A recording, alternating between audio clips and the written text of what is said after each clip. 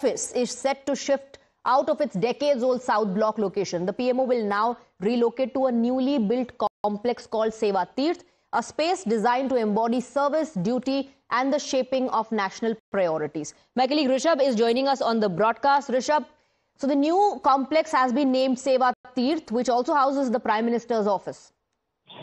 Well, definitely, Swati. What we're given to understand that the new office or the residence of Prime Minister would be called Seva Tirth. This is what we are given to understand. Remember, the Raj Bhavan has now been the Raj Bhavan has been renamed as Lok Bhavan, and now what we're given to understand that after the official residence of Prime Minister Modi was renamed from 7 Racecourse Road to 7 Lok Kalyan Marg in 2016.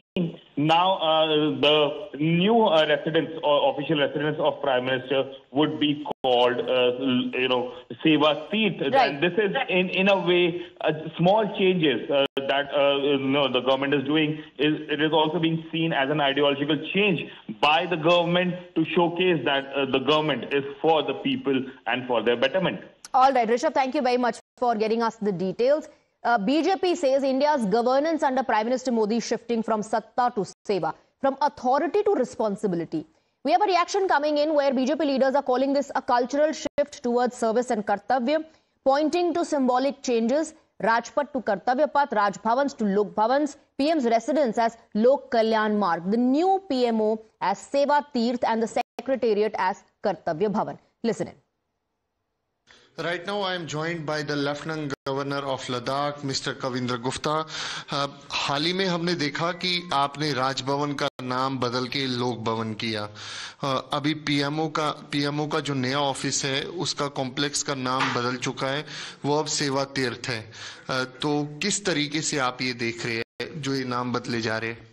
देखिए, ये तो जब कहते हैं 1947 में आज़ादी मिली तब से इस प्रकार की जो एक राजा और प्रजा के बीच में जो एक फासला था उसको ख़त्म किया जाना चाहिए था. और ये गुलामी की मानसिकता हमें सिखाते रहे. और ख़ास करके मैं तो ये मानूंगा कि बहुत सी चीज़ें करने की ज़रूरत थी जो कि उस वक्त की सरकारों ने नहीं किया. प्रधानमंत्री नरेंद्र मोदी जी जब आए हैं तो इसको ये शासन ना मान करके उन्होंने सेवा कार्य माना है. पहले भी उन्होंने राजपथ का नाम कर्तव्य पथ रखा, प्रधानमंत्री का नाम को प्रधान सेवक कहा. तो ऐसे ही पीएमओ जो प्राइम मिनिस्टर ऑफिस है उसको भी सेवा तीर्थ के नाम से दिया है. तो हमारे भी ये फर्ज बनता है कि जो हमारे इस प्रकार के राजभवन या राजनिवास हैं उनको बदल करके उनका नाम बदल जाए. मुझे लगता है कि नाम से भी मानसिकता भी चेंज होती है और लोगों को लगता है कि ये लोकतंत्र में जैसे क्या कहा गया है कि of the people, for the people, by the people जो गवर्नमेंट है, तो सरकार को उसी तरह समझना होगा.